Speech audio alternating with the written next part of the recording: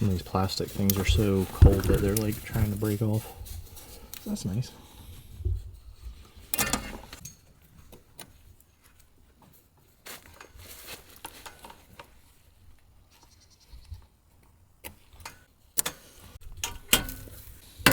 We're out here getting our solar panels disassembled today. They've been here just a month shy of 2 years now in this exact position. And when we originally put these out, we thought it would be a lot more temporary than it has been. But now that we've moved the RV, we're kind of far away, and this is a bad spot anyway. So this was the only spot that was really available when we got here. We couldn't really run cables that direction because there was a road that we had to put in through here, and we didn't want to mess up the cables while we were doing all that construction work. This time of the year, we can't really mount any type of foundation in the ground. It is rock hard. We're not going to be able to get down to put any type of posts in the ground or poles or foundation to hold these up, and we really need them mounted up higher to get a better angle of the sun over these trees during the low sun part of the year. What we're going to do for now is, since we probably won't be tearing the old cabin down for at least another year or so, we're going to relocate these and try and mount them onto the roof of the cabin. And as you can see right now, the cabin is still getting daylight. It pretty much gets daylight all day this time of year, so we'll be gaining a lot more solar with them mounted over there on that higher roof.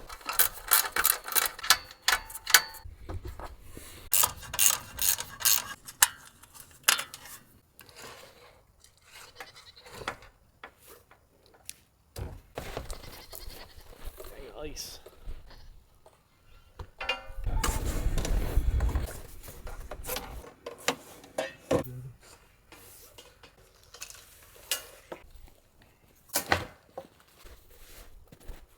This looks sketchy.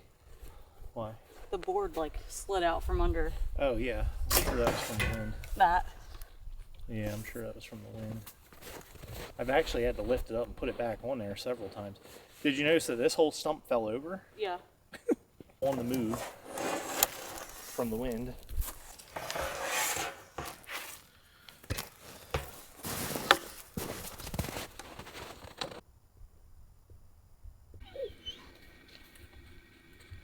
Snow on it.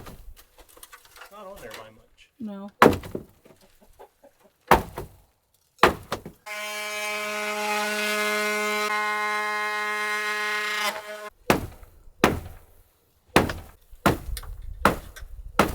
Oh, I think it's attached by that stuff.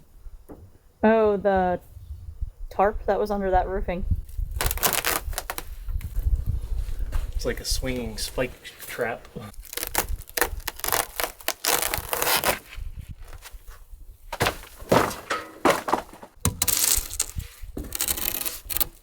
To like raise that up. You mean if that eave wasn't so rotten? Yeah, like attach something to there to go up. I think. Because really this needs to be At that angle.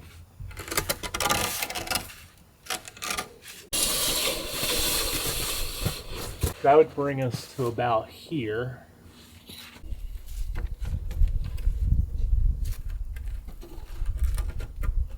It's crazy, the sun's so warm that it's melting that ice. I know. It's like really intense right now. It just pulls right out. Oh, it's not even like screwing into that board. No.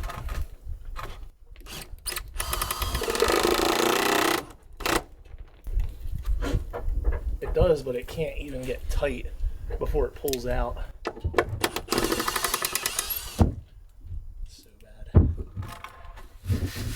Well then. So is that not gonna work? Doesn't look like it. Is it as rotten as that other one? No. I wonder if it's only that corner. Even still so, that means that that's not even connected to anything. Yeah. Like that one's not even connected to anything. Because if you look at it, like the things that come down, it's only that corner one that's even connected right now. And that one looks rotten at the end. Can't even see it on camera. It's too dark, but it's like black at the end.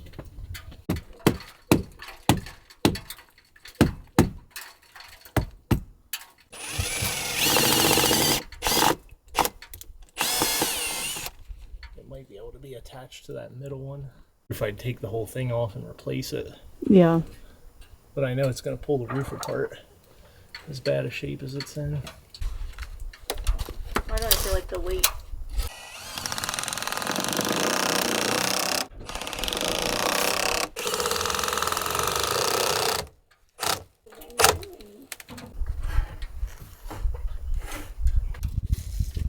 Sun feels really good. This wind doesn't.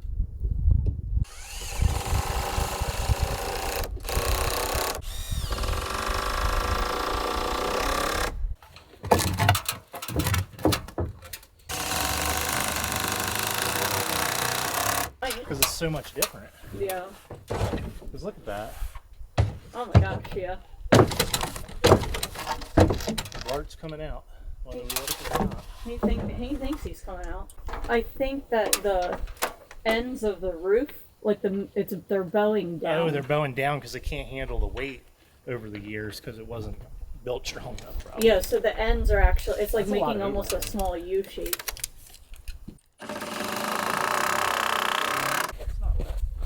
Why is it so heavy? Come here. Oh, come here. You stinky boy. Don't eat my fingers.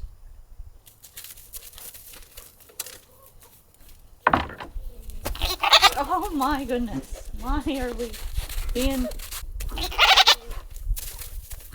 I don't...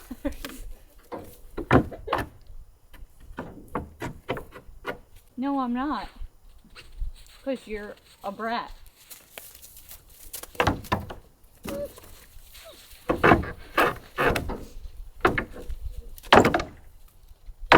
He is being wild. Why are you being so wild? Huh? You're never this wild.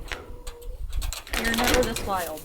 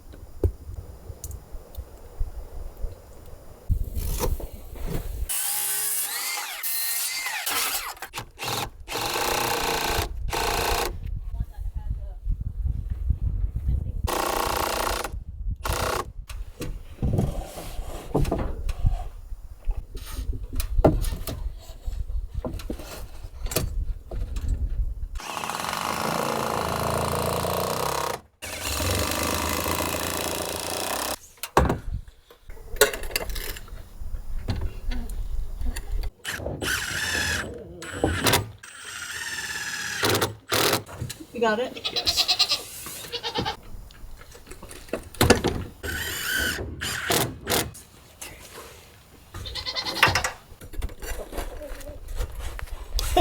Almost not enough room for me here.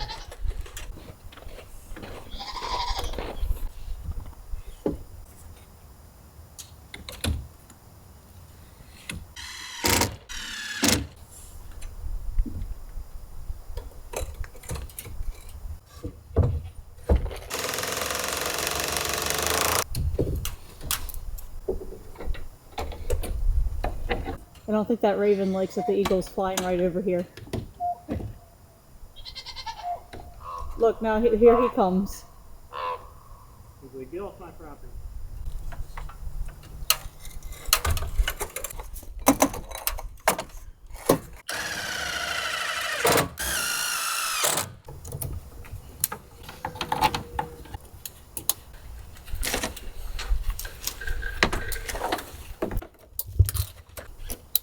Yeah, it should still be enough wire to get us to the wall.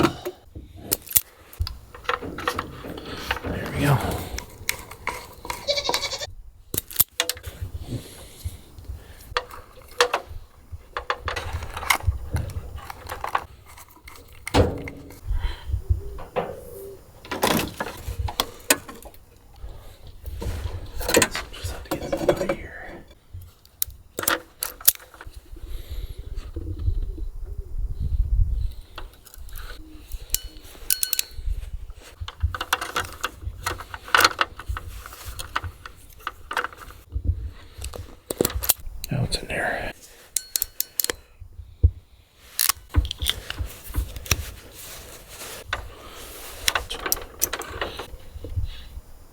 because I have to like tuck it all up in nice.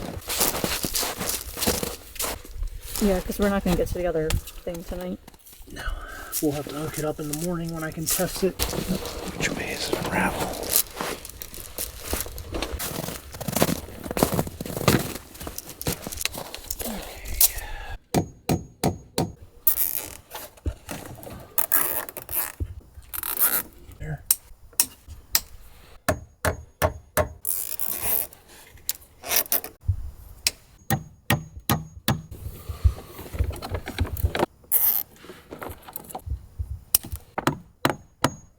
I'm just zip tying them to these staples, that way it doesn't have a chance of the staple crimping through these, because this isn't Romex. It's not rated to be crimped by that staple. Oh, yeah.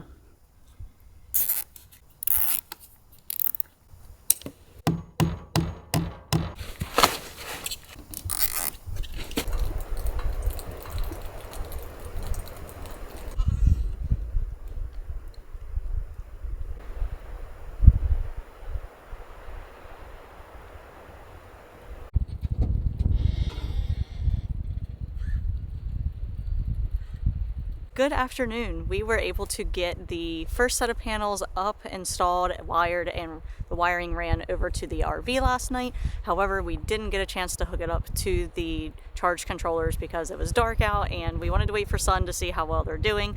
We have a gorgeous day today, so we're going to go ahead and get those connected, and then we have to set up the rest of our panels up on this other slope here. So we have to frame that as well, and unfortunately with that little cupola or dormer, whatever that is on the top there, that keeps us from being able to have our entire array up on that slope. So that's actually a little bit southeast facing, and then the triangle part back here that we're going to be installing the other one on, that is more south facing. They both get a lot of sun, and unfortunately this is temporary. However, it will be nice to get solar back up and running. So let's go get that hooked up to the charge controller.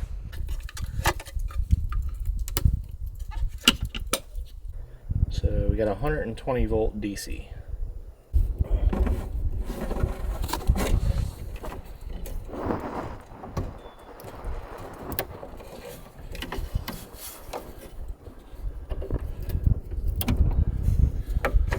It must be partially shaded right now. We're at I think maybe 273 watts. So it's only charging about 20 amps. But when the sun comes out behind the clouds, it'll start charging more.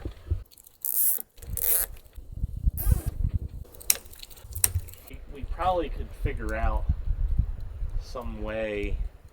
Maybe we could run a board from like up there down to it just to like brace it. Yeah. Here's the snow facing the, what is that, the west? Yeah. Right behind you? Yeah, that's west facing. This And is then south. that's south facing. Yeah, makes a That's heck funny. of a difference because it just gets so much sun right there. Oh, that, I wouldn't even, oh, you're gonna have to crawl up there, aren't you?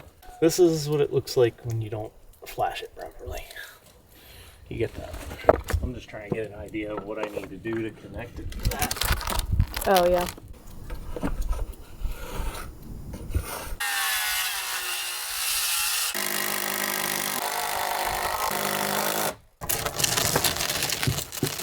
Wow, they're way different angles, aren't they? Yep.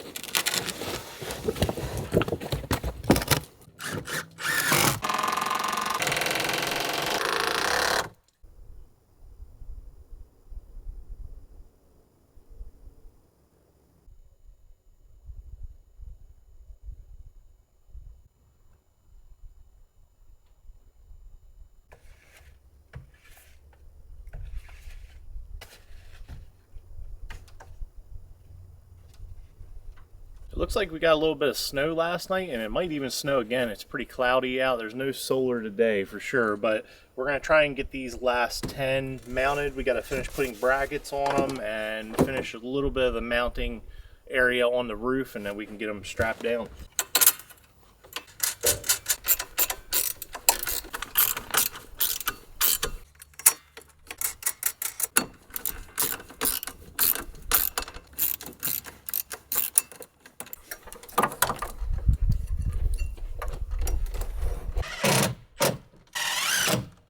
Think this thing will hold me?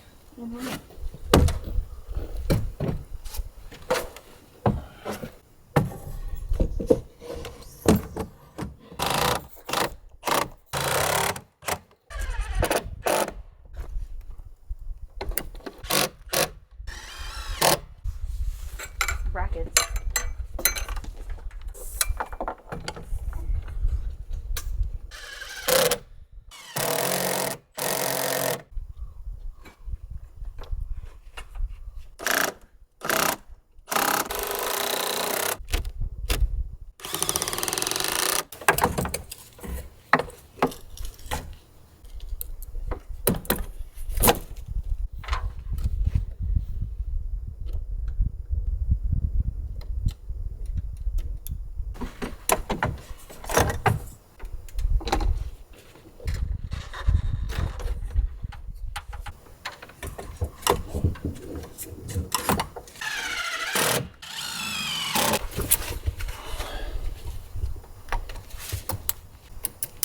It was on the fuse side.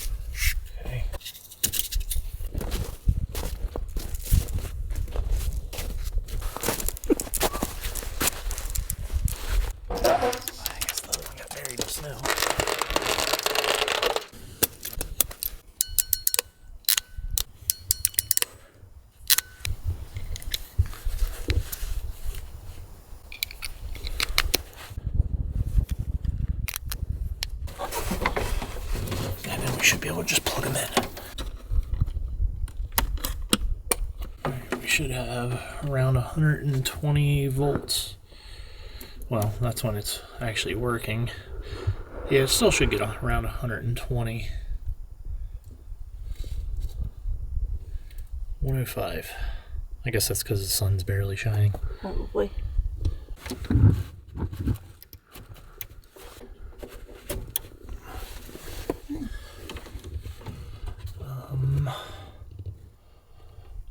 Why is that screen so dark? I don't know, but we're charging a whopping 19 watts and 1 amp. About the same as the other solar panels, just slightly better.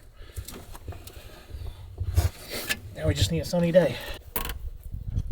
It's pretty frustrating to be out here doing something temporary like this again. However, the alternative is worse, which is not having electric at all. Our ground probably won't be unfrozen until roughly mid-June to be able to put any type of pole in the ground and mount these in a better way. So really just mounting them to this roof is the best thing that we could do for now.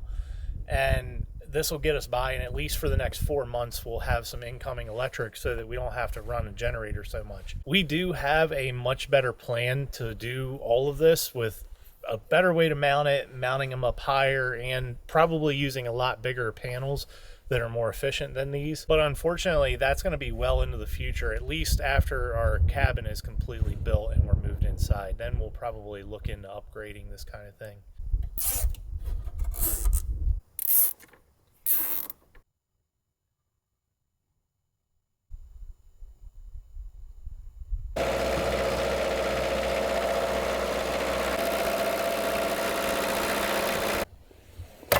There's like a quarter turn valve down in here that you just open up and it lets it start draining. Yep. See how and easy it's got like a nice little hose. Yeah. See how easy it's coming out since we warmed it up. Yeah. If it would have been cold, we would have not got the oil out of there very easily. It's really great to have our solar panels hooked back up. They should really offset a little bit of the cost, especially in the summertime and the in-between months between winter and summer.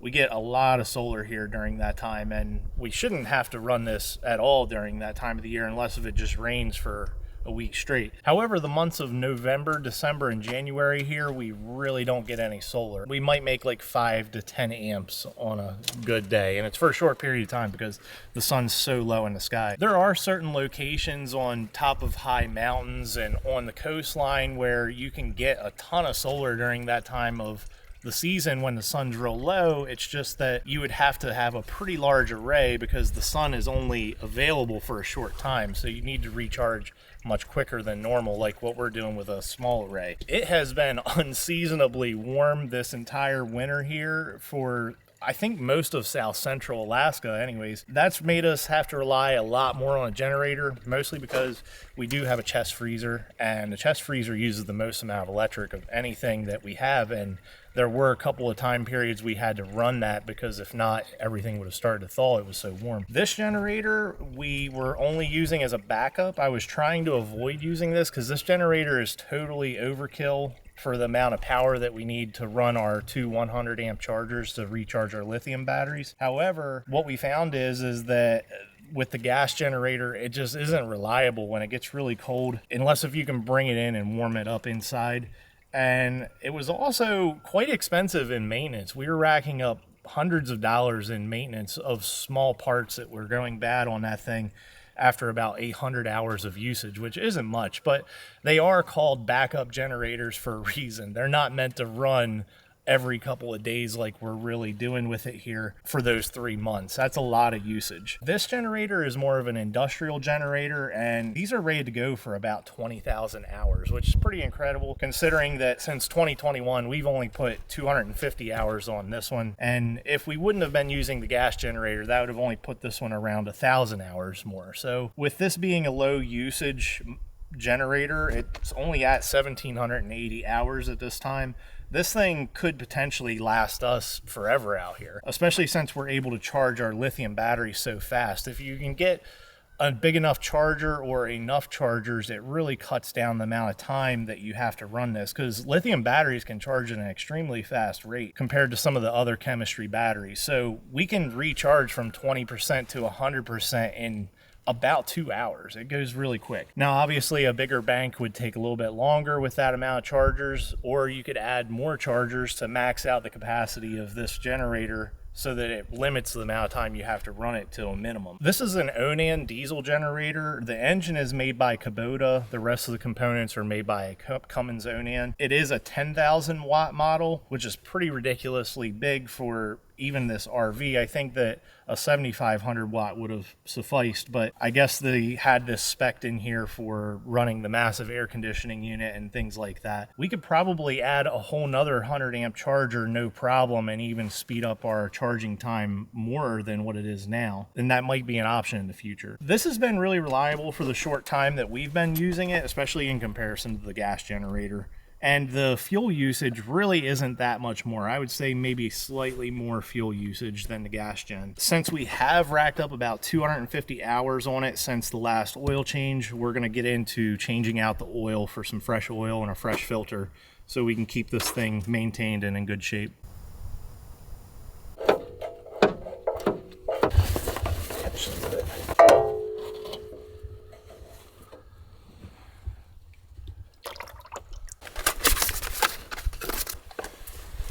Oh, it's got a small dent in it. That's aggravating. Doesn't hold much. That loose. I can't get it by hand very tight. Yeah. This thing's got really dirty in here since I brought it up here. I don't remember it being this dirty. Well, it probably got dirty on the Alcan. Yeah. So this particular generator is about 32 years old now. So it's actually really an antique. This older diesel technology is pretty reliable. There's not a lot to go wrong. Mainly, your wiring is probably the first thing to go that you'd have major issues with, or maybe like an oil leak or something on something this old. If I wouldn't have already had this generator, I would definitely be looking into a similar generator because they can be had for pretty cheap. You can find them on a lot of older equipment like light towers or older boats that are being scrapped out, older RVs that are being scrapped out. Sometimes military surplus has them. They're all over the place. They're kind of common. A really big thing about these compared to the small backup generators too is the oil capacity. So since you can hold a whopping 5 quarts, you know, that's as much as a small car, this oil change can go a lot longer. Those small gasoline motors only hold about a quart, and they don't even, most of them don't have an oil filter, so you're changing oil all the time in order to keep that oil fresh enough to not destroy the engine. That becomes quite a hassle when you have to do it all the time, as much as we need to run a generator.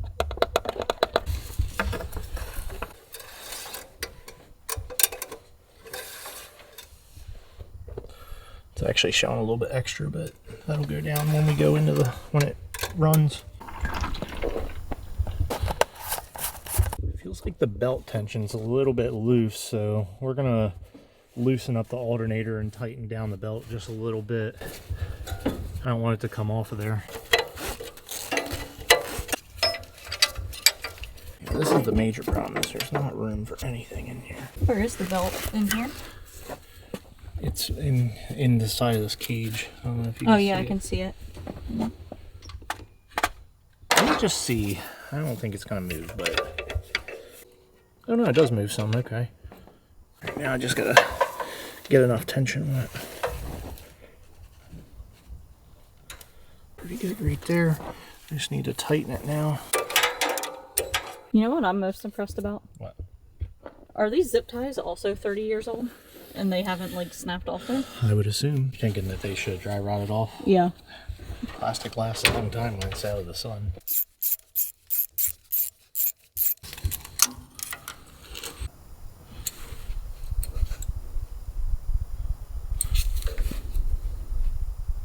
I have a feeling they're all okay. So how do we know which one's having a problem?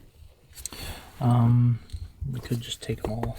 Some super old wiring. It's definitely going to be the first thing to go bad on this old thing. They've made it so difficult to like access anything with all these electrical boxes way back there like that. Yeah.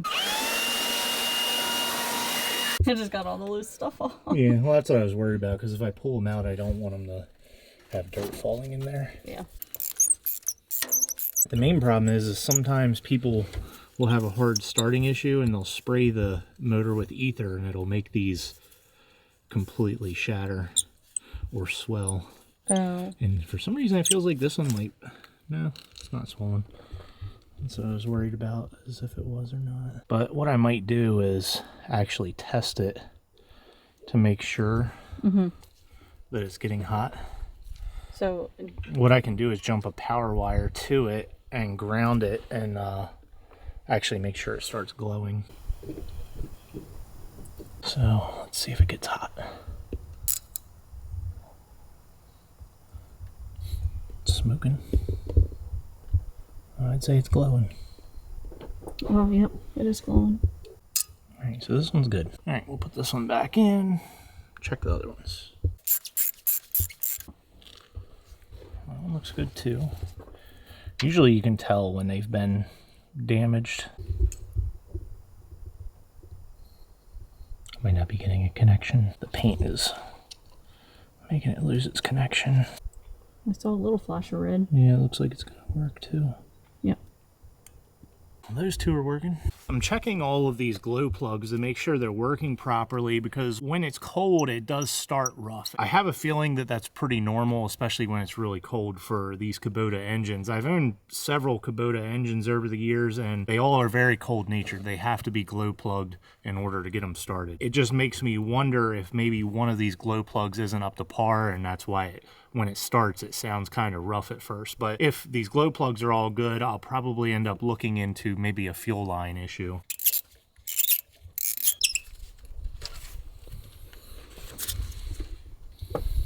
Oh, looks like it's in pretty good shape too. looks like they're all going to be good, and that was pretty much my conclusion once I had ohmed them with that ohm meter, that they were probably going to be good. I just like to visually check them as well. Oh, nope. That one looks good too. Yep, there it is. It's glowing. Well, all 4 of them are working correctly.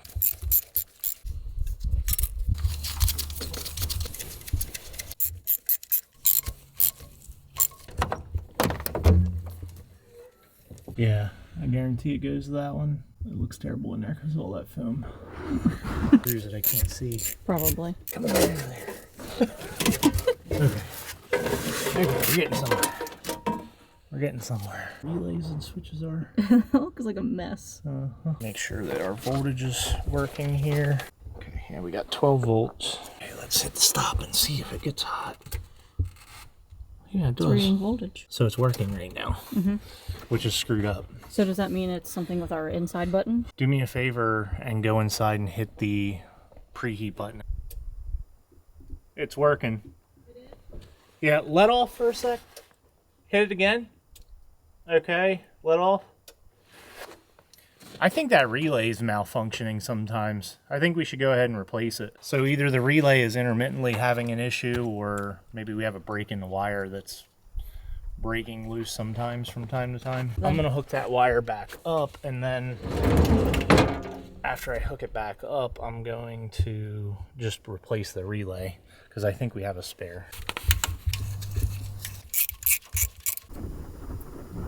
After a bunch of testing here, I'm pretty sure that the relay inside of that control box that turns on the glow plugs is malfunctioning periodically. It's not all the time, but it does it every once in a while. It just won't work.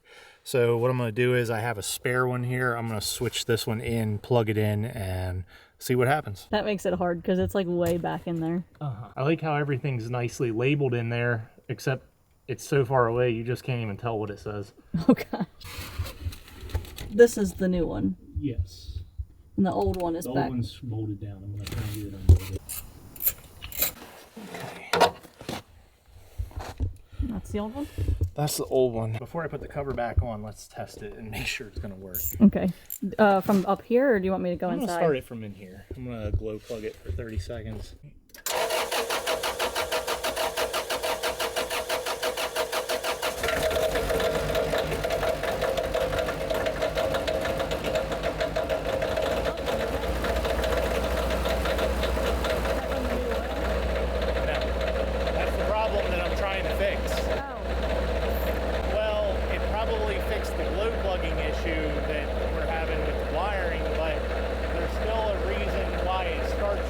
And blow smoke like that.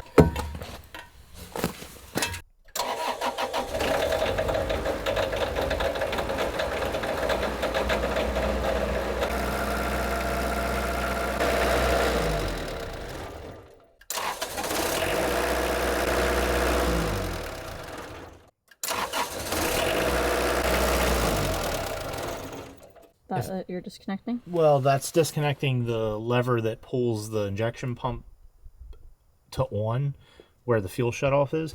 But what I want to do is hit start and see if I can hear the fuel pump.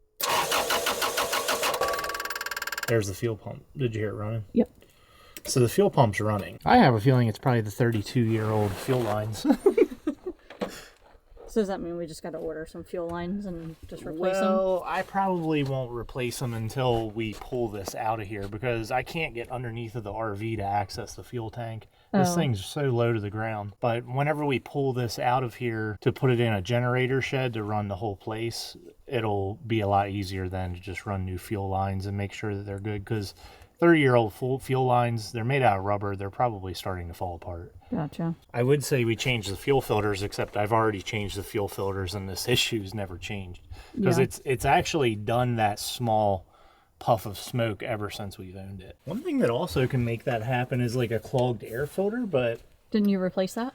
Yeah, I've replaced it, but I guess maybe I can check it just to make sure it's not... Make sure it isn't the air filter. I have a feeling it's not that bad, but... Yeah, the air filter looks pretty clean. Put that back. When we do the oil change, we'll definitely change the fuel filters and the air filter. It's definitely a fuel issue because it's like blowing raw fuel out. Yeah. This thing. You know what that makes me think? What? It makes me think that it's probably an injector. Because that just smells like raw fuel where it was blowing against this. Well, I'm glad we found that relay issue, but hopefully with the days getting longer like they are, we won't even need to run the generator very much here coming up soon. Yep.